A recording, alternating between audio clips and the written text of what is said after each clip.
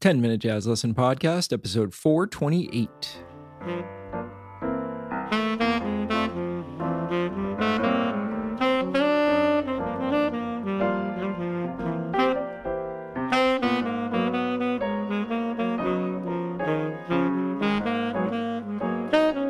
Hey, welcome back to episode 428 of the 10-Minute Jazz Lesson Podcast.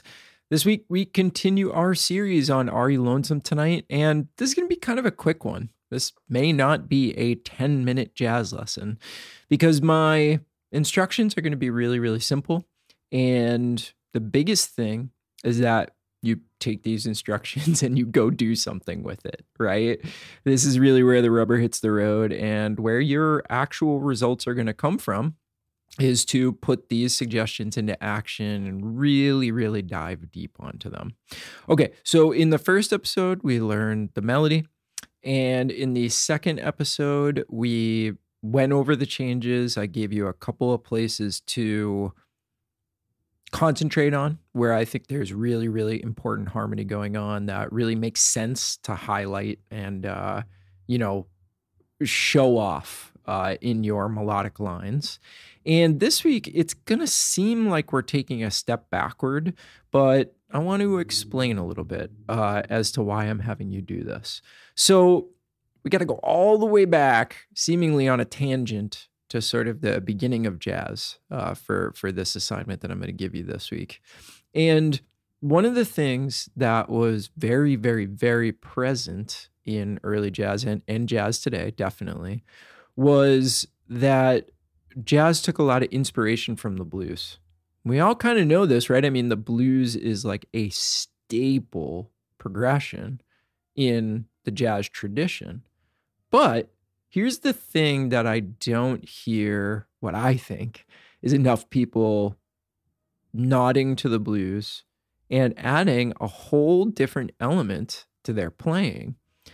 Is sometimes when we step outside of the blues, we just don't ever reference the blues, particularly when we're playing in major keys. We always just play major, and we never utilize that blue note, or we're afraid to lean on it, or we go, oh, it's a major chord, so I can't use a minor third. That's against everything that a major chord is. But we have to remember the tradition and the style with which we are playing. And that is the jazz tradition, which heavily relies on the blues. So I think for a lot of you, what I want you to do is going to be somewhat of a revelation and might change your playing sort of instantly, but it might have effects on basically everything that you do, basically everything you ever play. And that is exactly what I'm talking about here, injecting the blues into this tune. Right? We're going to use this tune as a vehicle. Okay. So what I want you to do this week is, now that you like sort of know the chords and hopefully you've been working on kind of tracing them and like reflecting them in your playing, you have a really good lay of the land. What I want you to do is I want you to use a pretty heavy hand. And I want you to, I don't know, at least for like a couple of choruses every time you play over this week, I want you to try to use the blues everywhere you possibly can. So let me clarify what I mean when I say use the blues, right? It simply at its base level means heavily leaning on that minor third. So we're in the key of B flat, D flat. Just trying to use that. That one note is so freaking powerful. And if you're not using it, you're going to discover a lot of stuff that you can do that you just have been sort of missing out on up until now. Okay? Because if I were to use over a B flat major 6 chord, a D flat,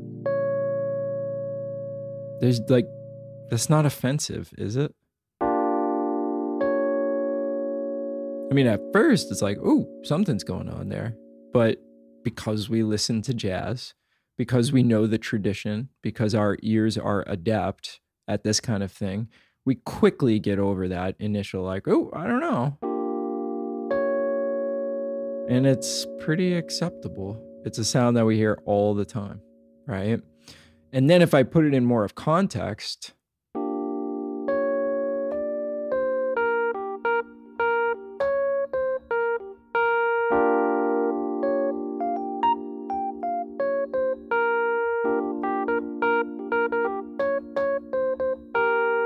now especially, it's like, oh yeah, that's just the sound of jazz, right?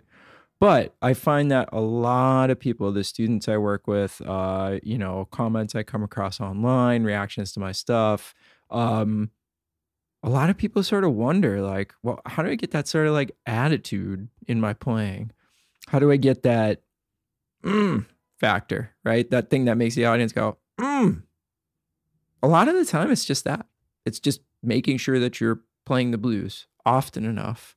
And it injects such a life, such an attitude into what's going on that you'll use it all the time as soon as you get used to it.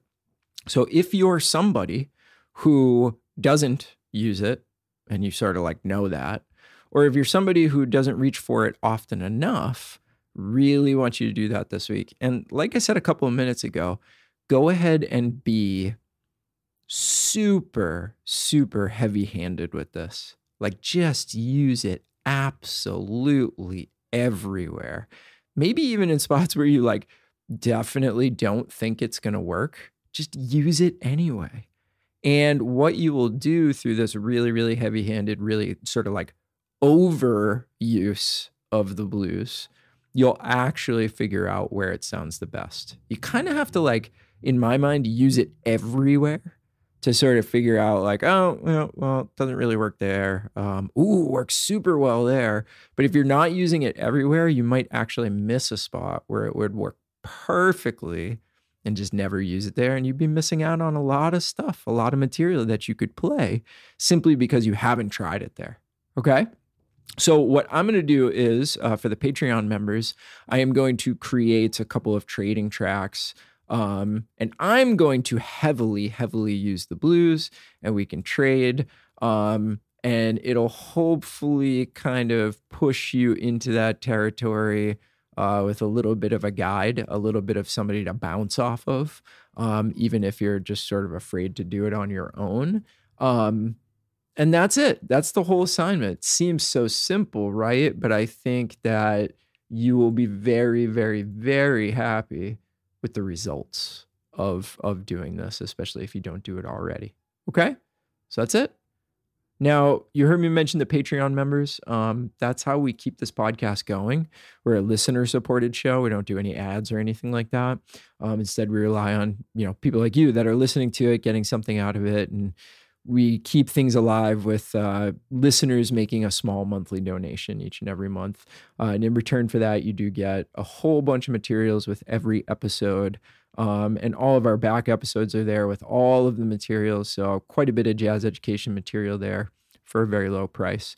So if you do want to support this podcast, if you like what we're doing here and want to make sure it keeps going, you can go to our website, 10minutejazzlesson.com, click on one of the Patreon banners, or you can go to patreon.com and search for the 10-Minute Jazz Lesson Podcast. All the information is there. You'll know what you get for your amount of donation, and you get instant access when you sign up. So again, that's 10minutejazzlesson.com. Click on one of the Patreon banners, or patreon.com. Search for the 10-Minute Jazz Lesson Podcast. Quick shout out to some new patrons this week. Thank you to Shannon, Mike, and Eddie. Thank you guys so much for signing up to be part of the family. And of course, to everybody over there that's been supporting us for weeks, months, years, thank you. We could not do this show without your support. All right, get over there, get those backing tracks, get those trading tracks, and let's practice playing the blues together. See y'all next week. Have a good one. Bye.